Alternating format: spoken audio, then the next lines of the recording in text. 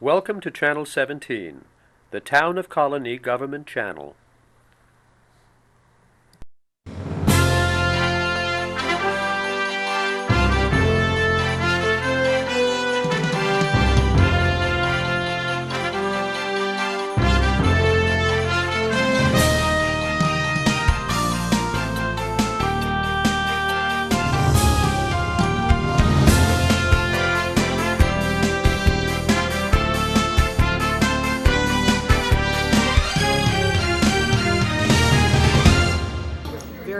All right, thanks for coming, everybody. Okay. And I wished Paul Grondahl here from next door at the Times-Union. He's going to be telling us about what it was like down at the inauguration and why he went and the whole story behind that. And they made a little, we're going to see part of the documentary in a few minutes.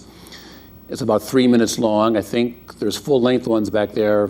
I think they're $10 or something. Yeah. I think it's like 15 or 20 minutes long. But so here's Paul Grondahl from the Times-Union to tell us about the inauguration.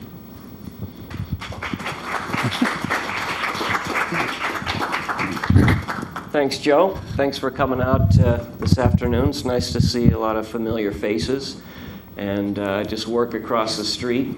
This is always a great place where if editors can't find their reporters or their photographer, there's a likely chance we might be deep in the stacks here playing hooky. It's nice to see Cindy Schultz, our photographer. And that's kind of a lead-in to this talk today on the Obama inauguration. As you've probably heard, newspapers are facing a very difficult economic period. A lot of them are losing millions and millions of dollars. Some of them have closed up. They're looking for ways to cut costs. We're part of the Hearst Corporation, which owns 12 newspapers. One of those papers, the Seattle Post-Intelligencer, was losing money so heavily they decided to cancel the print publication and go to a web only. So that was the backdrop for the planning for the Obama inauguration on January 20th. We knew it would be a huge event, a worldwide event. We could see by the interest across the country and globally for his election that it would be a big event. We started planning, and our editors chose Cindy and myself to go to represent the Times-Union at the inauguration. And the problem was they decided rather late, and all the hotel rooms within 50 miles were locked up. So I started making some calls, and we were going to drive and stay in this little sort of rustic cabin on the edge of a state park in Maryland, about 90 minutes away. That was going to be the plan. And a couple weeks before, editors from all 12 papers were talking and decided, because of the cost, even though it would have probably been less than $500 for us to do this trip, they decided we weren't going to go from the Albany Times-Union. They were going to send a photographer and reporter from the San Francisco paper. Cindy and I were quite upset, disappointed. It was an opportunity to be at a major event, and we weren't going. I decided I really wanted to be there, even though I didn't have credentials as a journalist, and even though my newspaper wasn't going to run anything that I produced. I decided I'll take some days off, which we're free to do, and I took days off. And my friend Steve Jacobs, another photographer at the Times-Union, who I'll tell you about, unfortunately, he no longer works there. He took a buyout about a month ago. As I said, the economic situation is distressing. We've lost a lot of really good, talented journalists, and a lot more will be laid off soon. You may have seen us protesting outside and things, and I'd be happy to answer that frankly afterwards if you have any questions about that. But anyway, Steve already had a week off, and I decided to take 2 days off, and we thought, why don't we just go on our own and cover it as freelance journalists? So the plan was, Steve was already down in the area to drive down, and we met outside Washington, D.C., and we didn't realize, well, we knew it was going to be a huge crowd, and we wanted to get down the night before. But when we got sort of met up maybe 6 blocks outside the Capitol area, police and National Guard and everyone swept through and cleared the area. So you couldn't park within about 6 blocks of the Capitol because they were expecting such huge crowds. So we got right outside there, maybe 7, 8 blocks away, found a parking spot on the street, and slept in our cars that night. The epitome of low-budget journalism. If we're traveling on the Times-Union's credit card or reimbursement, we stay a little bit nicer, maybe a Motel 6 or something. But as I said, there were no hotel rooms within several hours' drive.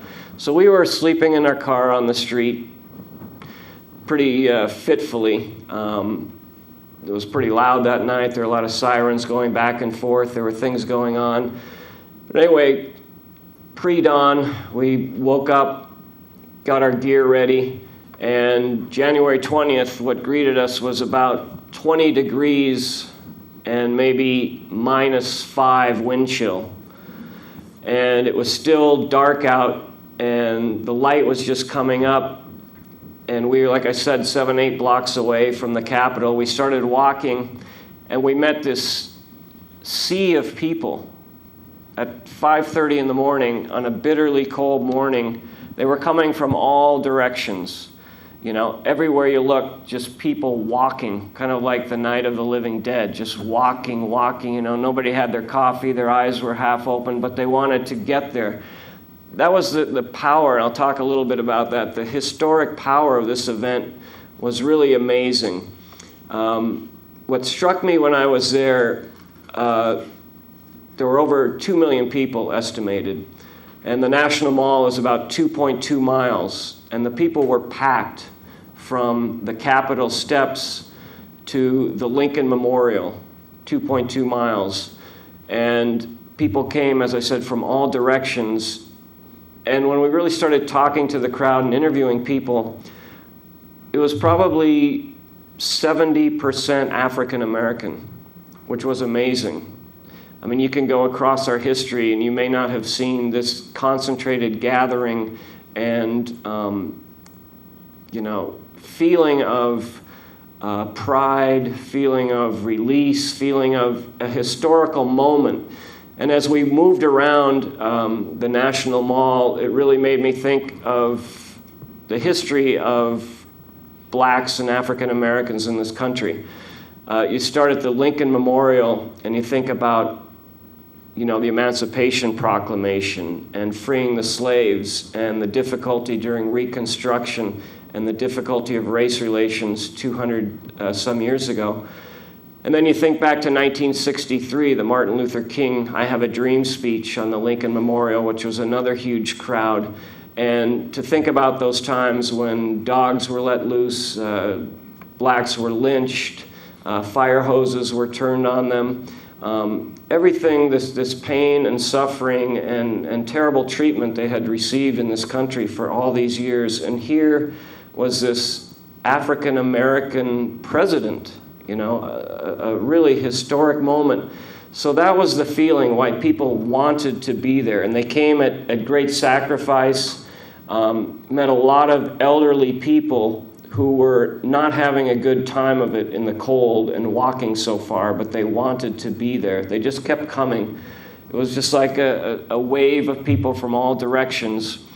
And when you got in that group of people, as wide as this building, just kind of walking into this mall, you couldn't turn right, you couldn't turn left, you couldn't really stop. You had to go with the flow, as they say. And as we went, Steve was taking photographs. I had a small digital recorder. I was doing interviews, asking people why they came, what this meant to them. And one thing you'll hear a lot is the wind. It was a windy, really cold day. I mean, I had good boots, good winter gear, good wool socks, and my feet were cold the whole day. My face was just chapped and wind chapped, and my hands were cold. It was an uncomfortable day. And you have to realize people were getting in line. If you had tickets, see, we didn't have tickets, we didn't have credentials. There were different colors depending on how early you tried to get tickets and things. And they started from the front, from the Capitol.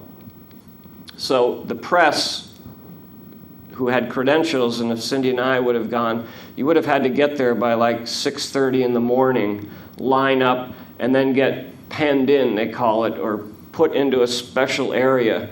And you know his speech didn't happen until after 1 p.m. So imagine sitting out there, packed into maybe an area this size with hundreds of reporters for about 5 hours before anything happens.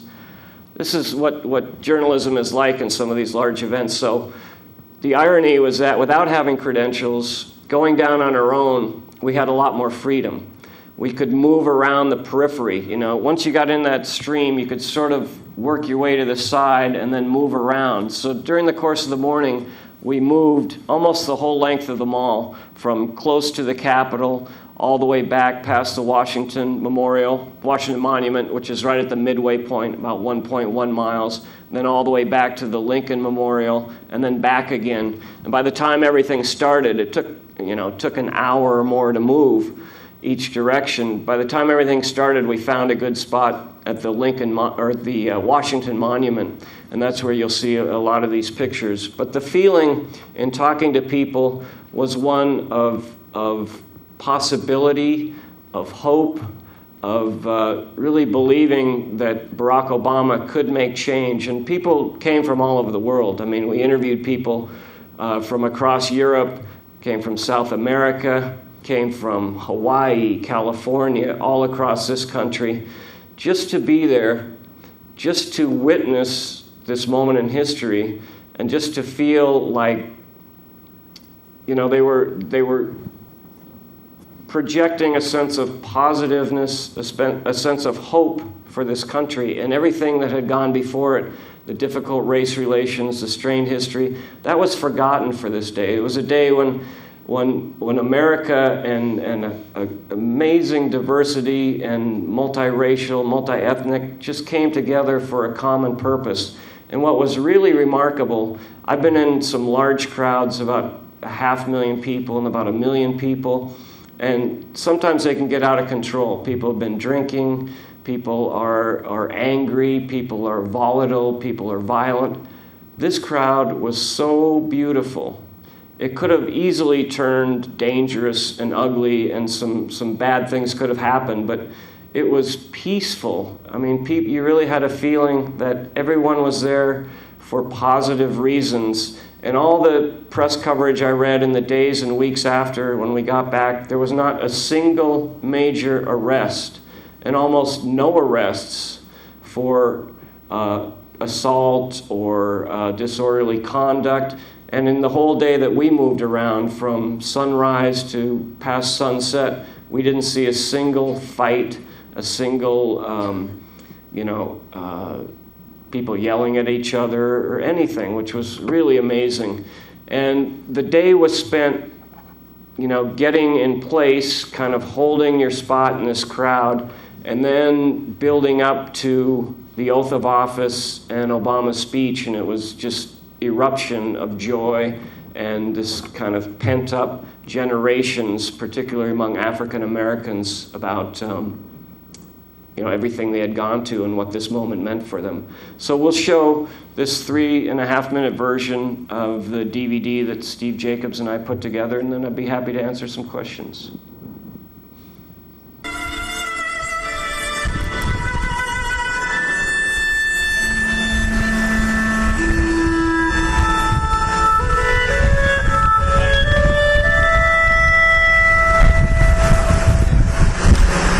This is history being made, and I have my 2 daughters, youngest daughters, with me, and I had to convince them that this is a story that they can tell their children and their grandchildren, that they were here to witness this great event of the 44th President Barack Hussein Obama is African American. And the first ones, which is a blessing, and I never thought that I would see in my lifetime. But today not only inaugurate a new administration, we pledge ourselves to the hope, the vision, the unity, and the renewed call to greatness inspired by the 44th President of the United States, Barack Obama. Thank you, and God bless America. That I will execute the office of President to the United States faithfully. That I will execute faithfully the office of President of the United States. President of the United States faithfully. And will, to the best of my ability, preserve, protect, and defend the Constitution of the United States. Preserve, protect, and defend the Constitution of the United States. So help you God. So help me God. Congratulations, Mr. President.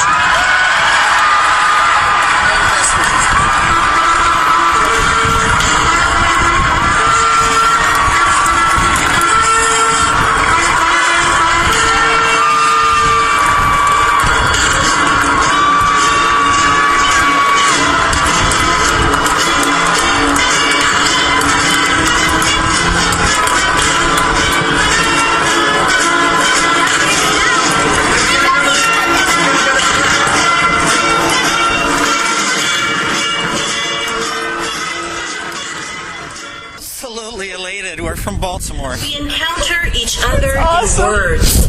Words spiny or It's absolutely unbelievable. Or declaimed. It's just so great. We have a 1-year-old. Well, obviously he's not out here since it's cold, but it's just so fantastic. Dirt roads and highways. I never thought I would. We never thought we'd see it. We never thought we'd see it. Now we know even our own son can become president. See what's on the other side. And this is probably next to his birth the greatest day we've ever had together. We need to find a place where we are safe. We walk into that which we cannot yet see.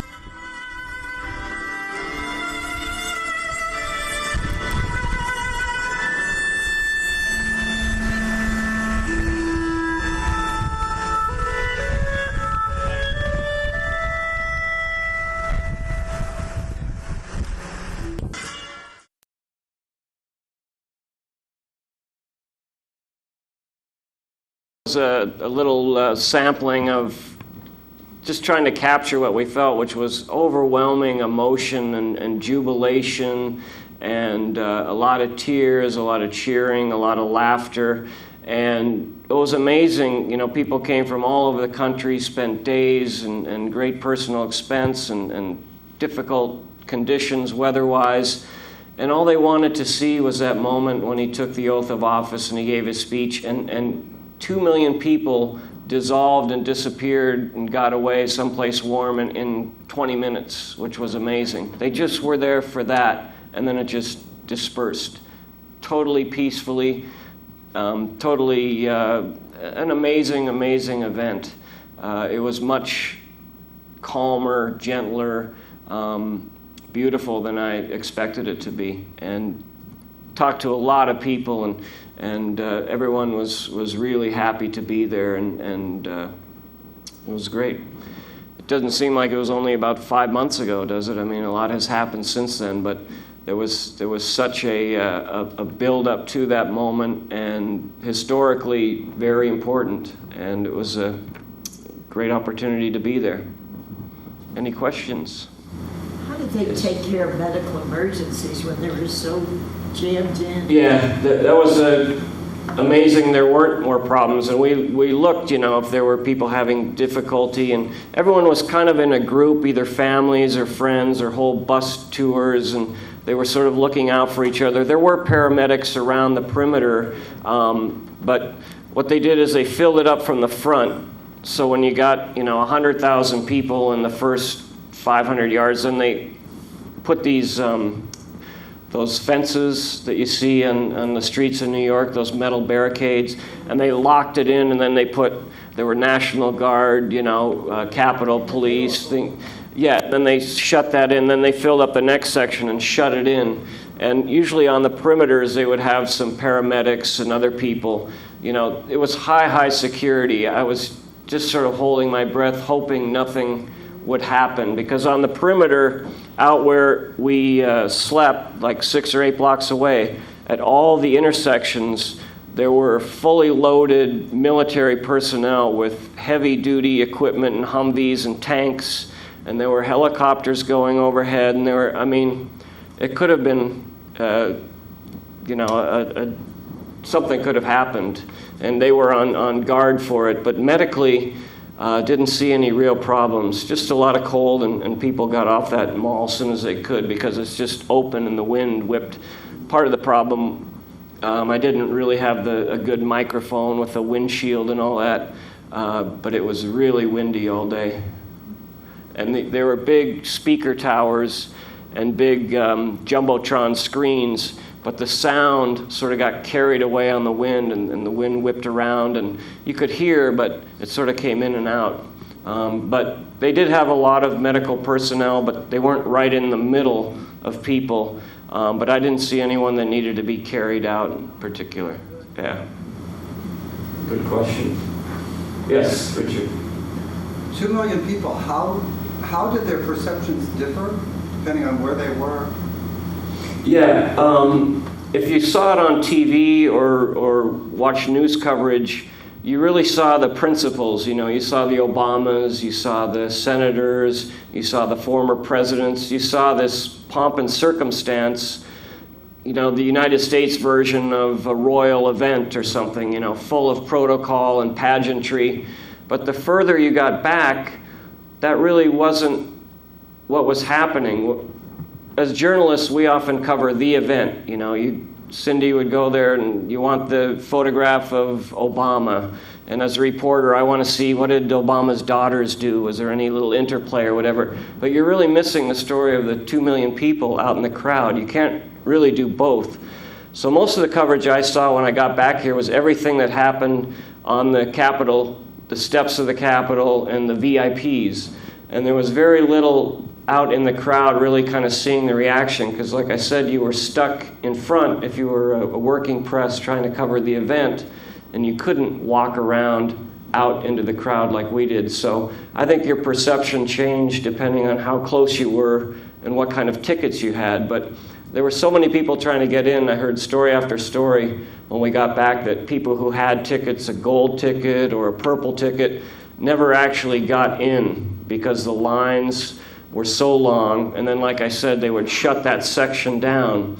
They should have kind of gone out the side and back around and filled in from back, but they waited hours and hours and hours all morning to get to their gate as they were told, and it turns out it was filled up and they couldn't get in. So they sort of listened to it, what they could hear on speakers from a couple blocks away. And the other issue was this parade where the Obamas, after the inauguration lunch, they paraded downtown Washington, D.C., and that was the same thing. If you had to make your choice, you could either go and wait on the parade ground for 3 or 4 hours, really not moving, holding your place, or you could go onto the National Mall. As soon as it was over, we sort of started jogging and moving back to the parade ground, but by then the security was so tight we could only get within a block and a half. We did see them pass down a street from about a block and a half away, but it's hard to imagine how many people 2 million people is in a small area. So probably maybe a couple 100,000 stayed on the parade route and spent their time there, and everyone else was in the National Mall, but you couldn't really do both.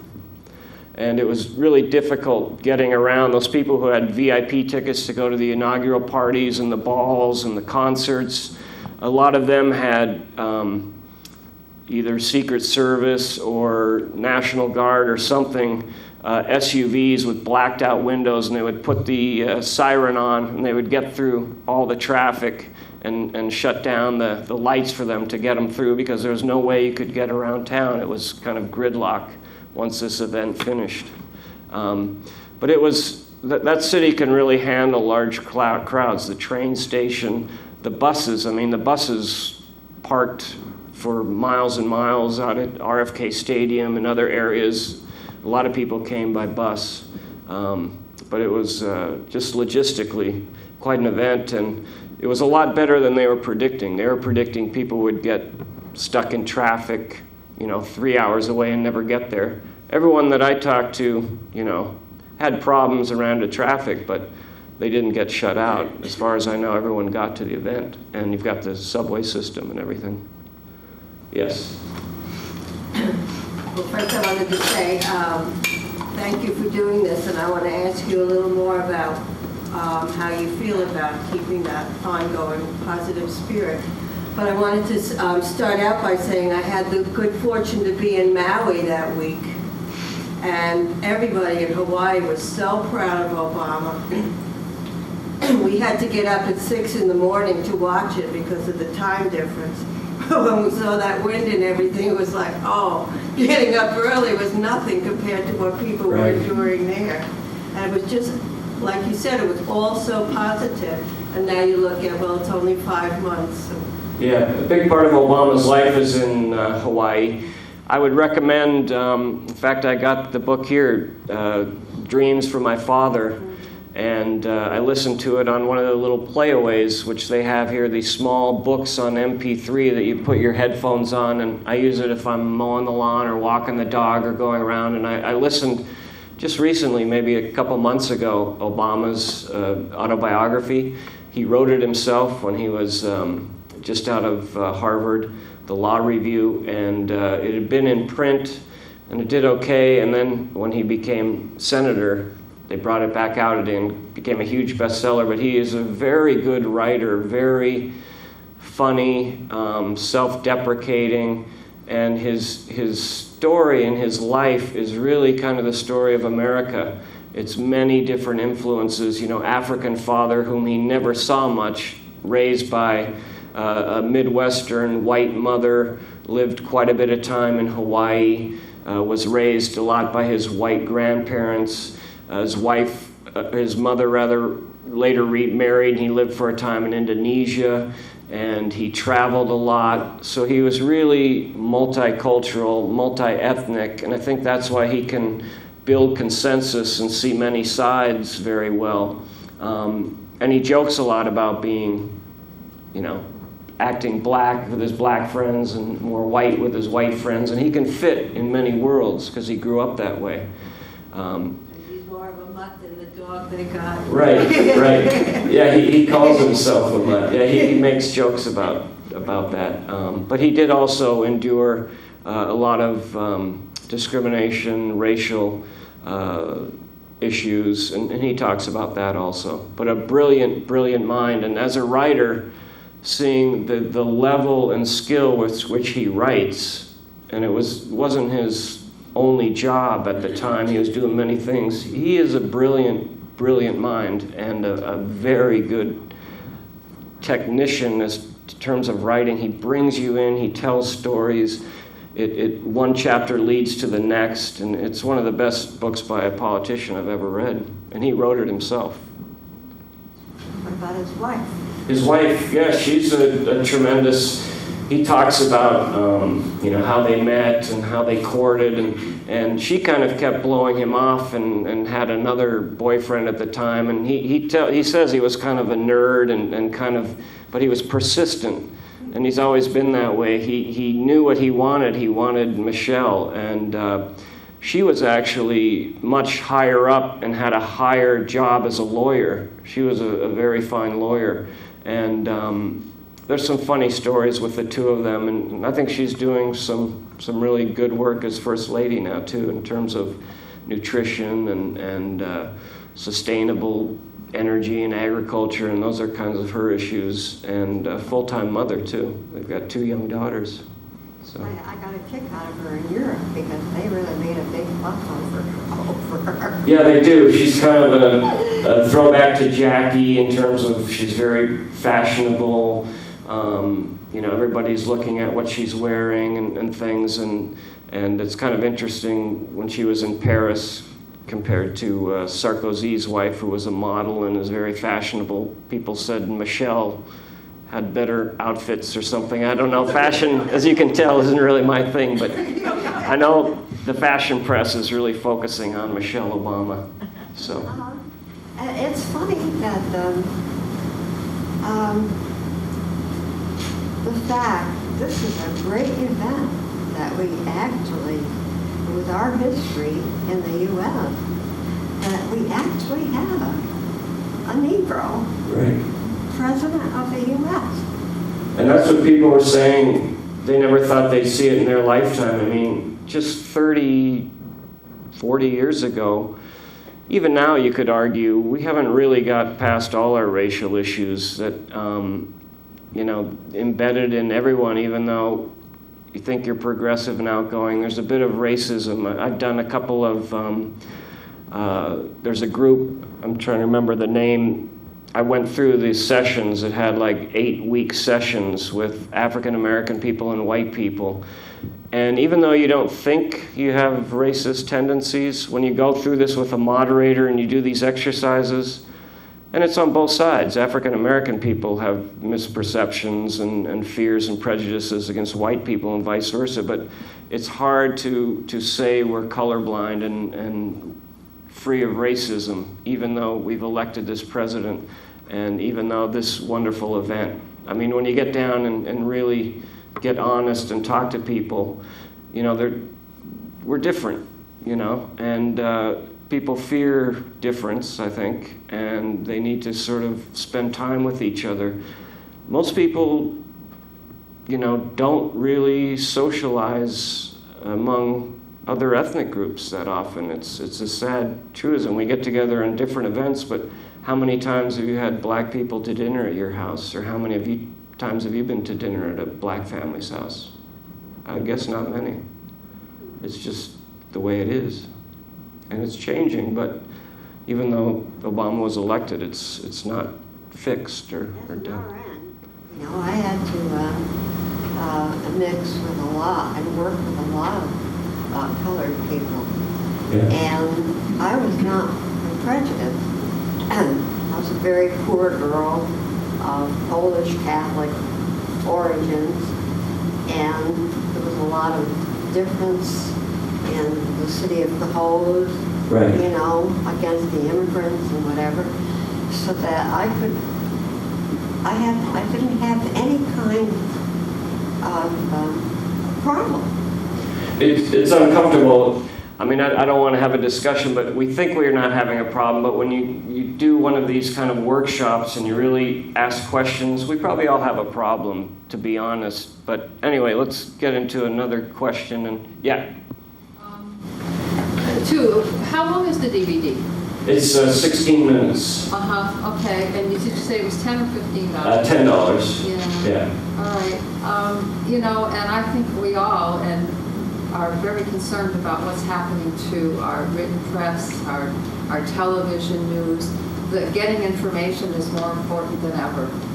It's really scary right now. Yeah, it's really changing. I mean, I've been in it at the newspaper, the Times-Union, for 25 years, and I've seen a lot of changes, but the changes are accelerating in that, one, people under, say, the age of 40 seem to get along just fine without print.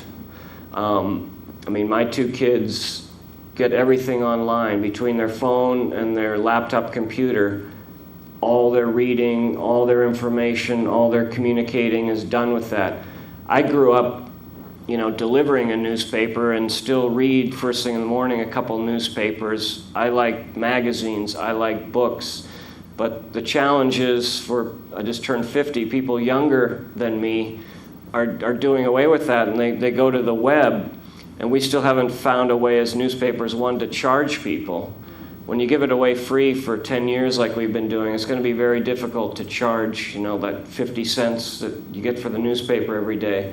And it's also difficult to have a viable profit-making enterprise as a business, because the advertising hasn't risen on the web, timesunion.com, as quickly as it's dropped from the printed Times-Union newspaper. So we're sort of in that transition period. We hope that it'll sort of even out, and Cindy and I and a lot of other journalists will still have jobs, but part of the issue is cost.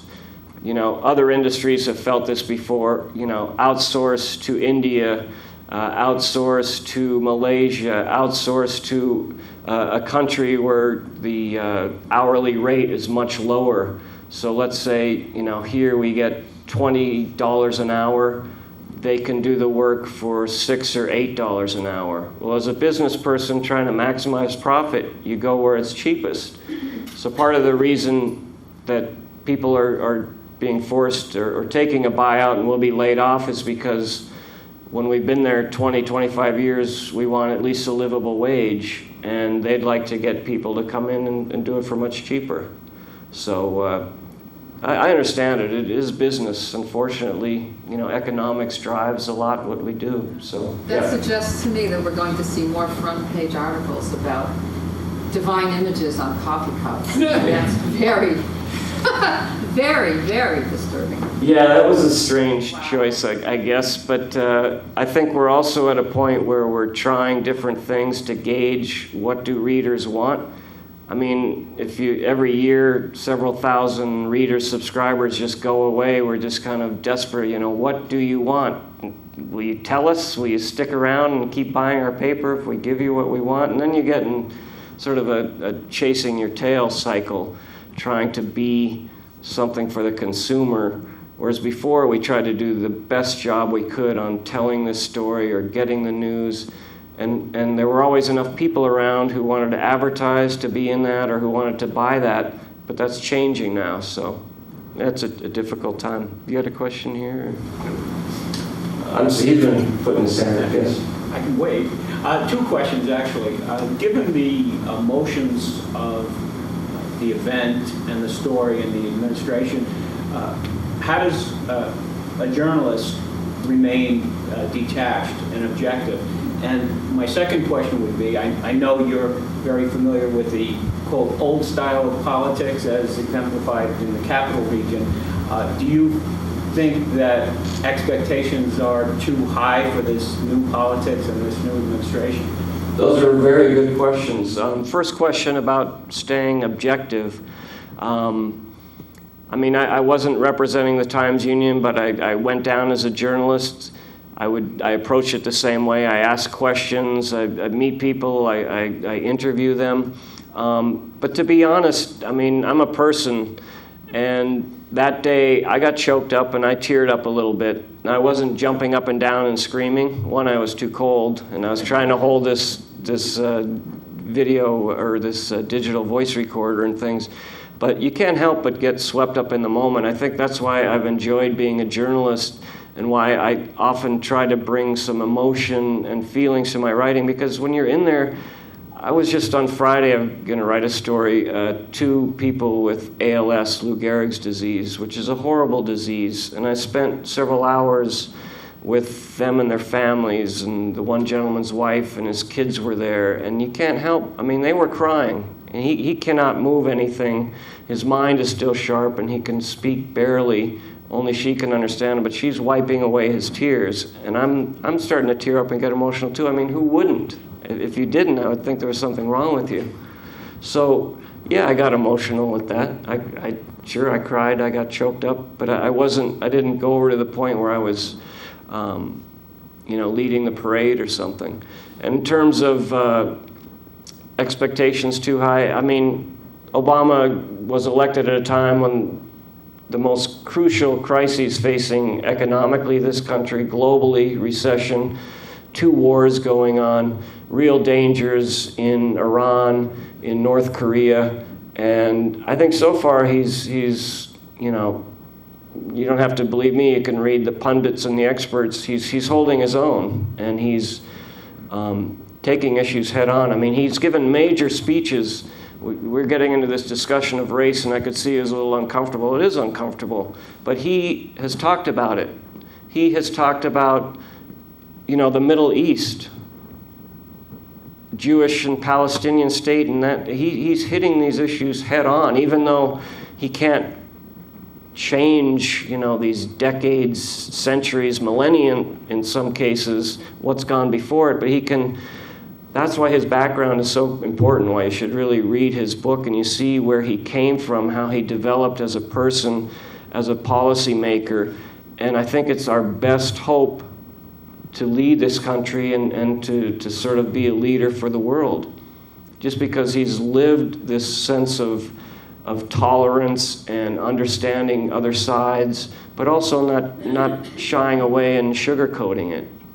And yeah, he's got very high expectations, and no, he hasn't accomplished everything he's wanted to, but he's started the dialogue, and he's done a lot so far in 5 months.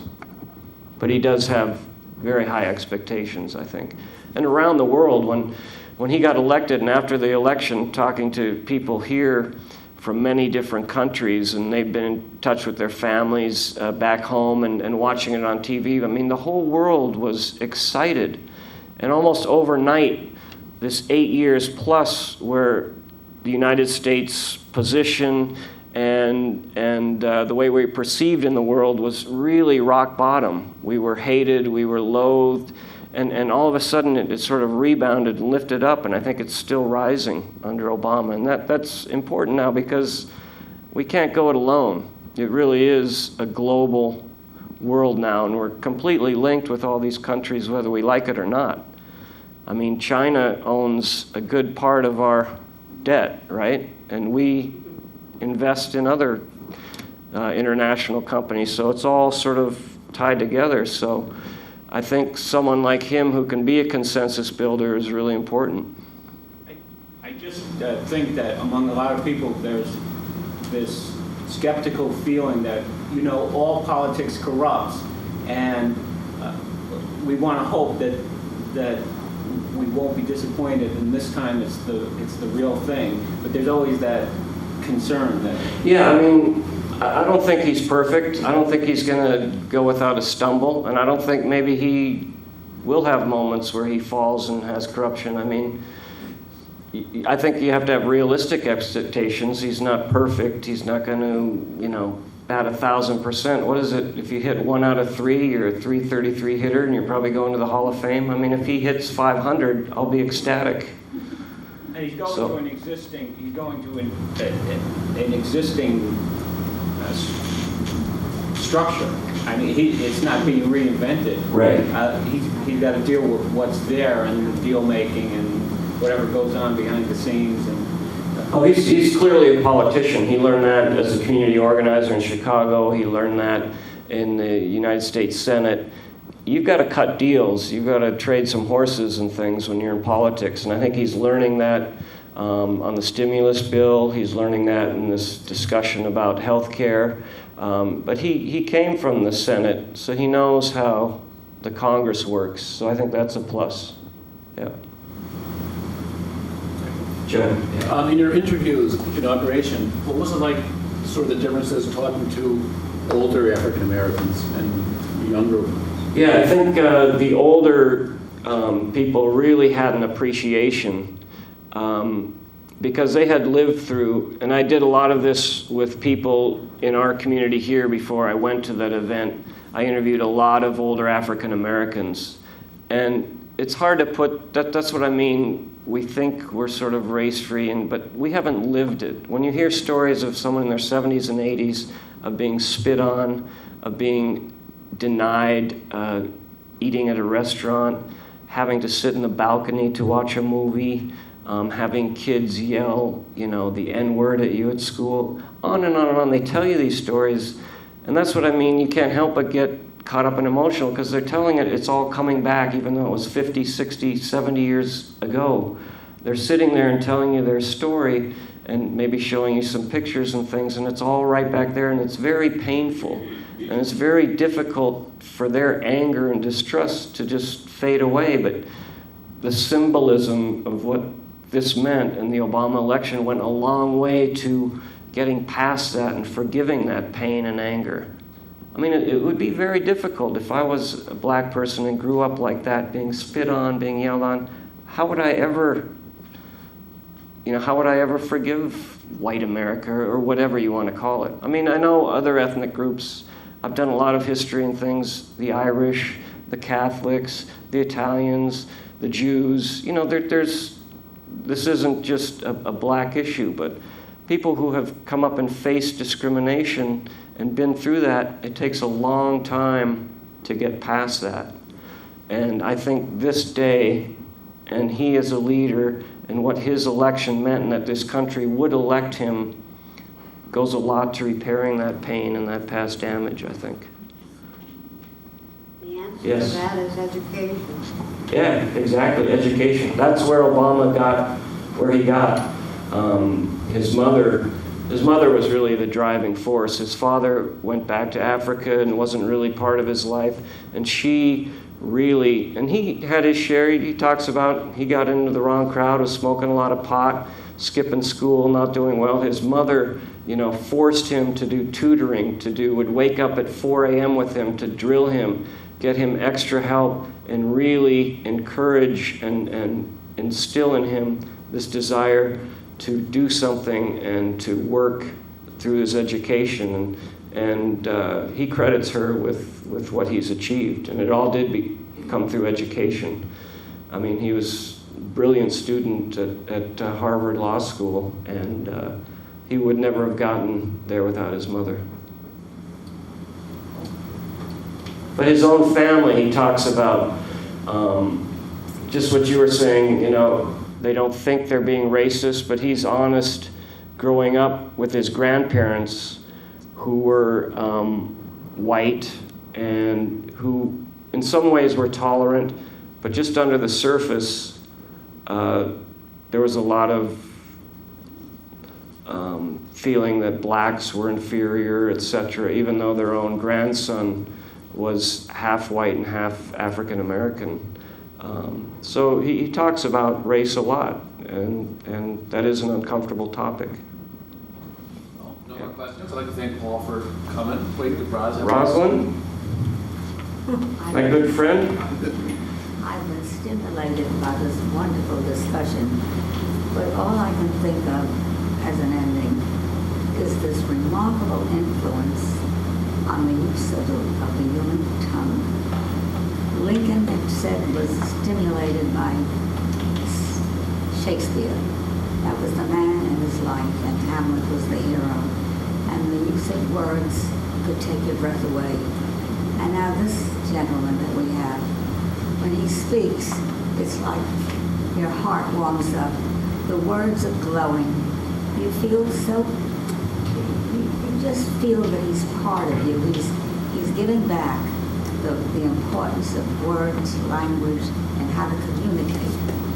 And so that's all I want to say. I want to say Beautifully said. As a former teacher, she really, I think, captured what I was trying to say. And when you follow that line from Lincoln to Martin Luther King to Obama, I don't think there's been 3 better orators in our history. 3 of the most brilliant writers and speech makers, and Obama's speeches are brilliant. And as a history teacher, I do want to tell you that they're now talking about the wars that we have fought. The most important will be the Civil War. Nobody will ever stop thinking about it or talking about it. So now we have 2 wonderful people in our lives, Lincoln and our president, and a war that's still to be studied and to be mourned and to be evaluated. Excellent. I wish you were my teacher. Yes. I bet she was a great teacher. Now there's the full DVDs. I think Paul's selling them for $10 if anyone wants to buy one. And thanks a lot for coming. Great. Thank you.